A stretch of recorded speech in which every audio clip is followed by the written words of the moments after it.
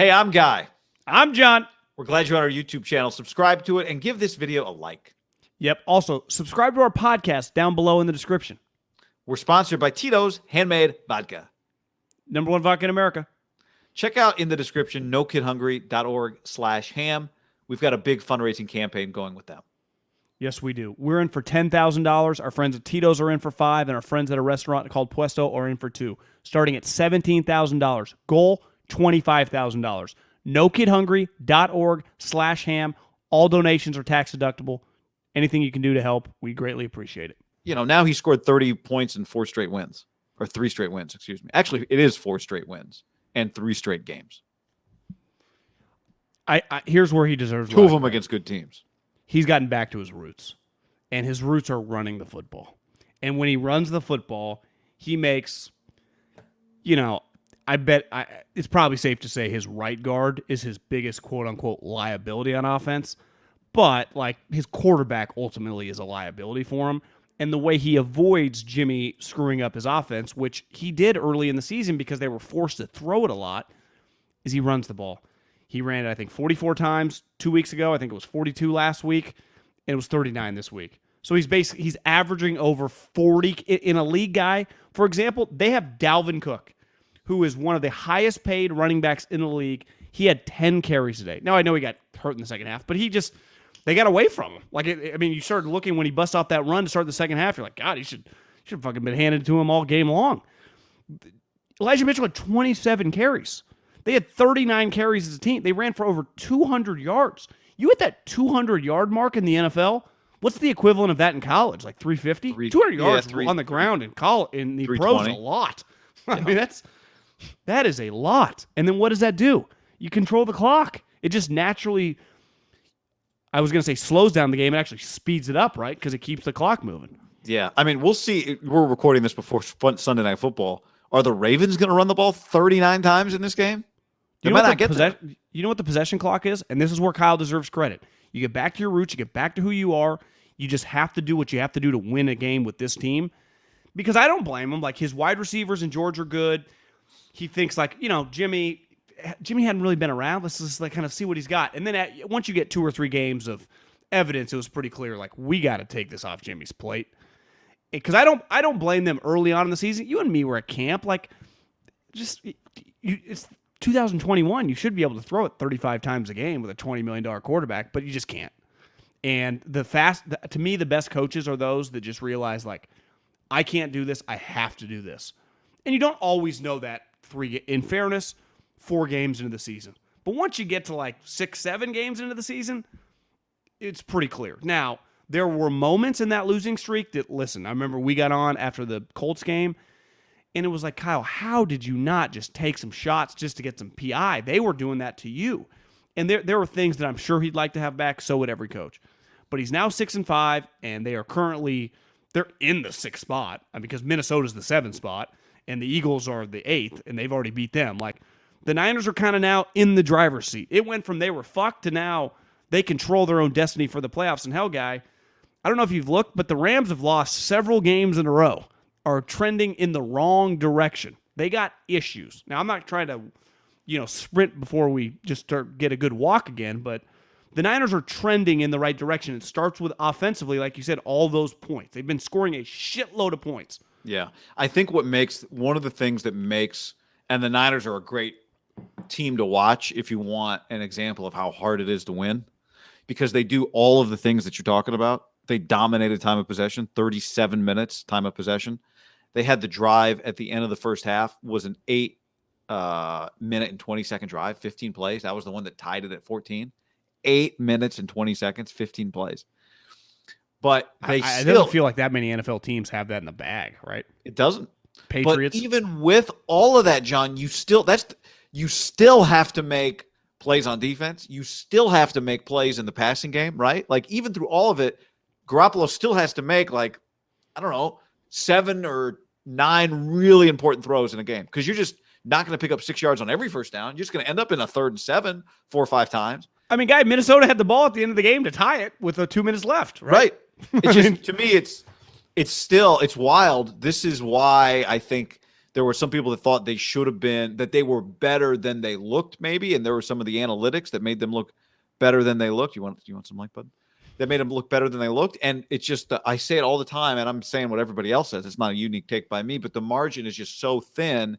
You do all of these things well, and every minute that you're able to keep the ball for yourself, especially when it results in points, is so critical at the end of the game because it's most game. I know you look up and you see some of the scores I mentioned at the beginning of the show, some 38-14. That's just not most games. And especially if you're going to start playing, if you're going to win big games, you're playing against teams that don't just lay down and let you roll them by 21 points.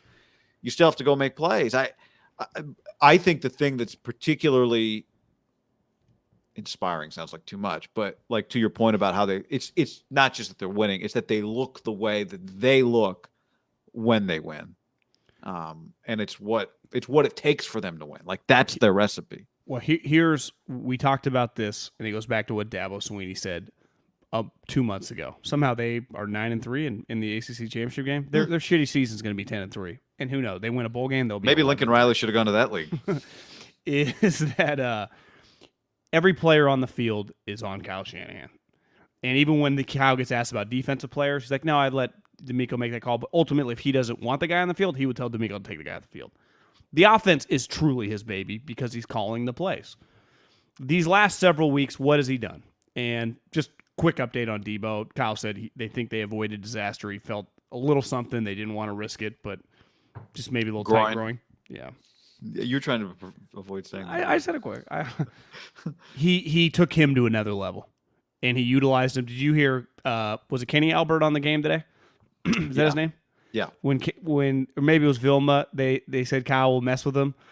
When Debo's like, you trying to move me to running back? And Kyle will answer back, I already did. He's fucking with him. Quick interruption to tell you about overland.com/ham. Great gift. Yep. Free shipping, free returns, overland.com/ham.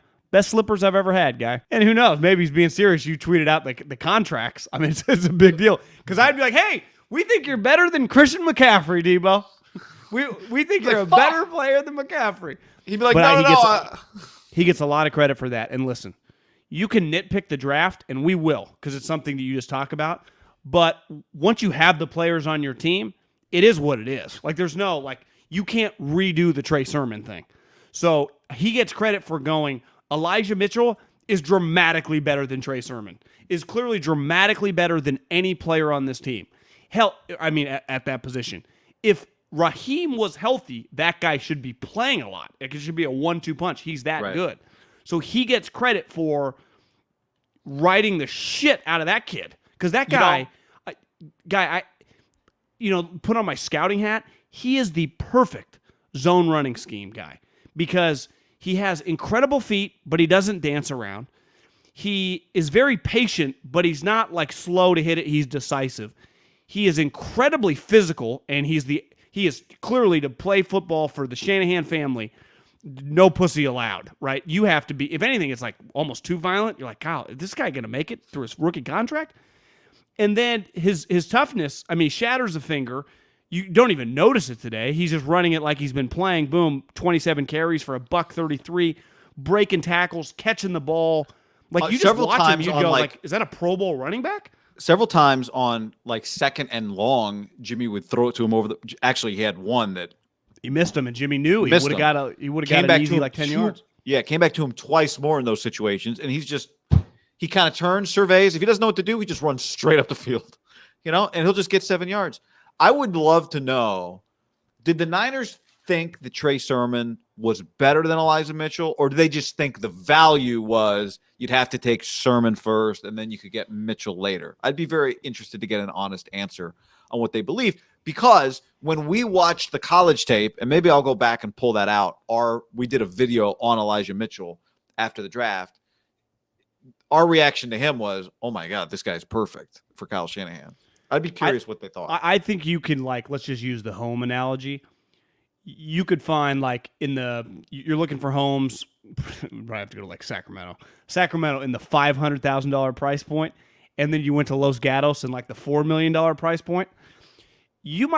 What you had to spend in Los Gatos or Menlo Park or whatever for $4 million, you might not love it, but you need a house in that area, you buy it. You might find a place for $500-600 in Sacramento, brand new spot, nice, you like it. Maybe that's it. That wouldn't be as we stand here today. That number's probably like 8. But you know what I mean? Like, I think part of it is like Elijah Mitchell was just going to go in that range. Trey Sermon was going to go in that range. They like both guys. There's a chance like they liked. You can like guys you take in the 5th round more than you take in the 3rd round, but it's also just proper what you have to pay to get it, right? Yeah. You just bought a house. You have to pay what you have to do to get it. You know the market. It's the market, right? And if Trey Sermon wasn't going to go in the 6th round being a 5-star guy from Oklahoma and Ohio State, especially after he finished the season. And then here's the other thing.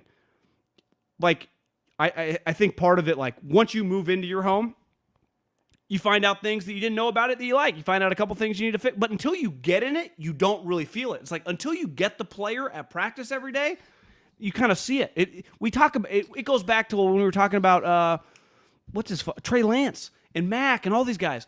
We can talk to a blue in the face about draft picks.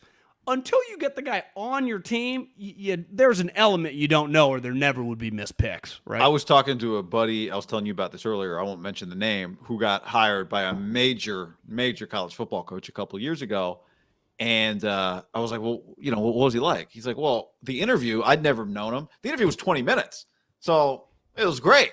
Then you come work in the building, it's a different experience, right? And there's only so much you can find out about a person before you actually get in there and have them in your office or whatever. I think a lot of people. That's what Joe Brady told you about Ed Ogeron. And I was like, well, geez, man, seems a little aggressive. Was his girlfriend there? Come on, babe, let's go. What did he say? He's like, come on, babe. He's like, go Tigers, and he grabbed his babe and his kids. Go Tigers. He will not coach the bowl game. Thanks for the $16 million. He's not? Who's coaching the bowl game? Well, were you done with your game? They won on a walk-off touchdown last night against Texas A&M. Did you see that? I didn't see it. I mean, I read it on Twitter, but it was pretty unreal. Like, he won on a walk-off touchdown against A&M at LSU. Such a great way to go out. Against Jimbo. That's a pretty good night for him. I think, we were talking about Kyle. I think seeing him scream at Garoppolo. What did you think seeing him scream at Garoppolo early in the game? I think that he knew this game was going to be really hard. I think he was looking at a mirror image of his team, and under no circumstances could he have a shitty Jimmy all game long and them have a chance to win. It was not possible. So the only way for him to win was for him to not turn the ball over. So he fucking lights him up because I'm a pro. You see that? Just keep it going. He knew that if Jimmy was going to be compromised all game, they were going to lose by 20 points. And I think Kyle, they had worked too long to see their season disappear to then get the ability to be right back in the mix to start going, Jimmy, you are not going to fucking cost me the playoffs, throwing picks. Listen, I can live with a bad play. You cannot throw a pick right to the guy. You are not going to ruin my offense. With doing remedial, OTA when you first got here stuff. I will wring your neck. I will bench you. I think Kyle was on tilt coming into this game because of I bet Zimmer was too. Like this thing was huge for those two teams. Yeah. And even Dickinson, I tweeted something like, this is a playoff game. Once the Saints lost Thursday, they're in shambles. You see the final score of that thing was a lot to a little. Like they're done. Did you see Cam's line today? He threw about 2 picks, 90 yards. They are fucked. Carolina, bye-bye. I heard today before the game, like, they're adding a lot more to Cam's plate. I'm like, well, doesn't look like it. No. And then you saw, ultimately, the Eagles, probably an 8-9 team. So both these two teams are probably in the playoffs, more than likely. But, you're not thinking that way in this game, and you win this thing. Whoever won this thing is in the driver's seat to, you get to 9-8, you're probably in it, right? That's the difference between winning this game. And it's easier to get to 9-8 when you're 6-5. I think it'll be really. I think 9-8 will get you in the NFC playoffs. You want to talk about the playoffs? Is that what we should talk about here? Probably mention something really quick. Well, there's a couple kind of what you just hit on. I think is a big picture thing that we can. Why do you think Kyle lit into him so much? No, I think that's exactly what it is. Yeah, he knew that they've only won one game this year. Picks. Well, yeah, you have to lock in right now because we've only won one game this year when you've thrown an interception, and that was the Lions game. And Jimmy's comeback was like, "Oh, put 5 in. I dare you. I know you don't want to." That's what he. I know you don't want to do that. I read his lips. That was not his comeback. Was I got you. I got you. I got you. I got you. That was his comeback. Kyle was pissed. Yeah. What would you say in a 15-second scream at him? How many F-bombs? Yeah, minimum 4. Had to be a 50% F-bomb rate. Did you notice the quarterback coach didn't look at either? He just stayed straight with the pad. I did not. I go back and watch. I love that Kyle. You don't get Kyle screamed covered at. His mouth. He covered his mouth with his play sheet. Yeah, he didn't want to get caught saying what he was saying. You know this as a quarterback? Like watching Bryce last night with Nick. When your head coach is a defensive head coach and the CEO, like a Tomlin, obviously Tomlin wouldn't yell like that at Roethlisberger, but even Harbaugh, John Harbaugh with Lamar, Nick with Bryce, and Tua and Mac, they actually are very careful about like messing with the guy, right? And then the coordinator is not have enough juice to ever yell at him. You're never going to get yelled at. But when you're the quarterback for an offensive play caller, and you're not, like, LaFleur can't yell at Rodgers, but Goff, McVay, like, you used to scream at him. Kyle, Jimmy, all the time. Like, your defensive coaches in modern day don't scream at the quarterback anymore, like they used to in the 80s. But offensive coordinator, Sean Payton, will fucking destroy somebody. Kyle Shanahan, like Trey Lance, you better buckle up because he's coming defensive for you. Coach screams at the OC, right? Yeah. The offensive coordinator takes their heat. And that's why I said it last week. There's something off with the Vikings between Zimmer and Cousins, and I think it is one of their fundamental problems because the margins are thin, and their head coach and their quarterback can't communicate the way teams who have an offensive head coach and their quarterback can communicate. I was going to say their offense wasn't the problem, but really, right, they scored 26 points, but a touchdown off that was a kickoff return. Right? Yeah. So it's not like they scored, those weren't all touchdowns. I mean, they got a free touchdown on a kickoff return, which, as you text me, that has to be the easiest kickoff return of the year. I mean, he was even close to him. He was gone with like half of the run still left. I thought he was gone at like his own 40. It wasn't even close. It was blocked up so well. It's like, how was every cover guy double teamed? I've always had good relationships in the hole with the special teams coaches I worked with, and they can be quirky guys. But the Niners special teams coach, I'm not one to listen. You got to feed your family. Not one to call for jobs. It's not my bread, but I think he's got to go. It is not impressive. Why are you pocket watching, John? Don't watch another man's pocket. It's just not I saw after Jason Garrett was fired last week. Yeah. Louis Riddick just had a tweet like, "Bottom line business, always will be, always has been." Like, yeah. And that would be my take on this Hightower guy. Sure, he's a nice guy. Their special teams, man, are just, you got a trick play up your sleeve. I know you're not Wisnowski. I hope not, because the regular trick plays don't work. Jesus. Kyle's not a good trick play guy either, so. His good plays are just the good plays. Just stick with the good plays. The throwback, the double pass. That'd be an off-season project. Like, Kyle, your good plays, you're pretty incredible at. But is there a way that you can study Josh McDaniels and Chris Peterson the last 2 decades and just watch how they call trick plays? Hell, Kubiak's kid, who I think it's the offensive coordinator for Zimmer. Yeah. Their trick play was pretty sweet. The double pass, Jefferson, and the throwback to the running back. The Niners trick plays stink. 2 teams yesterday in college football, one scored a touchdown, one got a 2-point on a throwback to an ineligible left tackle. But because it was a backward pass, it was a legal play. And 2 teams did it on Saturday in college football. A lot of trick plays out there working. Well, you know why? Because everyone's the internet. You can just watch whatever you want and steal whatever you want. You have to execute it. I guess I was talking to a buddy who was a Giants fan today on the phone while he was watching the game. He told me that Freddie Kitchens ran a throwback screenplay, like a flea flicker or a double pass screen. Like the second throw didn't go down the field; it was a screen. The idea being that when you see the flea flicker toss back to the quarterback, everyone turns and runs. Yeah. And they'll be. I don't know what the result of the play was, but I'd not heard Pretty- of that play before. I kind of like that. See, it's you just got. I don't know if you it just works.